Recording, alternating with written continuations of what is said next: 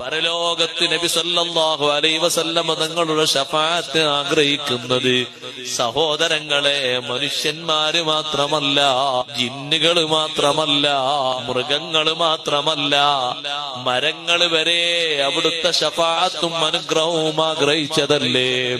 അഷ്റഫുൽ ഖൽഖ് സല്ലല്ലാഹു അലൈഹി വസല്ലം തങ്ങൾ മദീന പള്ളിയിൽ ചാരി നിന്ന് ഖുത്ബ നിർവഹിച്ചിരുന്നൊരു ഈത്തപ്പന മട്ടിലുണ്ടായിരുന്നില്ലേ? ഉണങ്ങിയ ഈത്തപ്പന തടി, അതിലേക്ക് ചാരി നിന്നിട്ടാണ് അവിടുന്ന് ഖുത്ബ നിർവഹിച്ചിരുന്നത്. 3 സ്റ്റെപ്പും മുസ്തറാഹുമുള്ള പുതിയ മിമ്പർ കൊണ്ടുവന്നപ്പോ പഴയ മരത്തടി അതാ മദീന പള്ളിയുടെ ചെരുവിലേക്ക് നീക്കി വെച്ചപ്പോ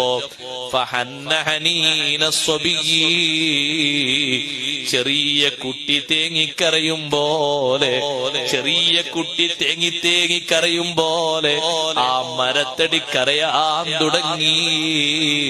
സുബ്ഹാനല്ലാഹ്, സ്വഹാബത്ത് അതിന്റെ കരച്ചിൽ കേട്ടിട്ടുണ്ട്.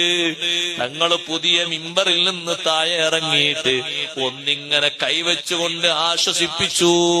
അവിടുന്ന് പറഞ്ഞു, ബക്കത്ത് അലാമാ കാനത്ത് തസ്മഉ മിനദ്ദിക്ർ, നേരത്തെ കുറെ ദിക്ർ കേട്ടിരുന്നതല്ലേ, ഇപ്പതിന്റെ ചാൻസ് പോയല്ലോ എന്ന നിനക്ക് കരയുകയാണ്.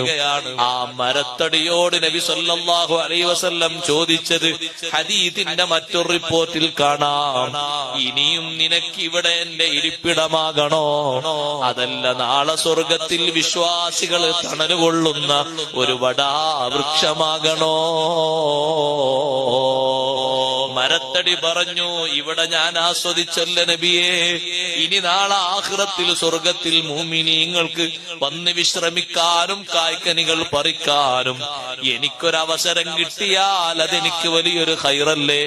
സ്വഹാബത്തിനെ വിളിച്ചുകൊണ്ട് പറഞ്ഞു, ജന്നത്തുൽ ബഖീൽ ഒരു കുഴി കുഴിക്കണം, എന്നിട്ട് ഈ മരത്തടിയെ നിങ്ങൾ അവിടെ കൊണ്ടുപോയി മറവു ചെയ്യണം.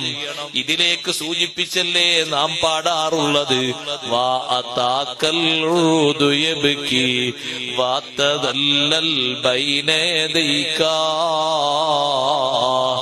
മരത്തടി കരഞ്ഞുകൊണ്ട് വിധേയപ്പെട്ടുകൊണ്ട് വന്ന് കാര്യം പറഞ്ഞില്ലേ? അഷ്റഫുൽ ഖൽഖ് സയ്യിദുനാ റസൂലുള്ളാഹി സ്വല്ലല്ലാഹു അലൈഹി വസല്ലം തങ്ങളോട് ശഫാഅത്ത് ചോദിച്ചതുമായി ബന്ധപ്പെട്ട് തന്നെ ഇമാമിങ്ങൾ വേറെ തന്നെ കിതാബുകൾ എഴുതിയത് കാണാം. അതിന് ശഫാഅത്ത് ചോദിച്ച ഓരോ മൃഗങ്ങളെയും ഓരോ മരത്തടികളെയും കല്ലുകളെ വരെ അതിൽ രേഖപ്പെടുത്തിയിട്ടുണ്ട്, മാലാകമാരെ വരെ അതിൽ രേഖപ്പെടുത്തിയിട്ടുണ്ട്.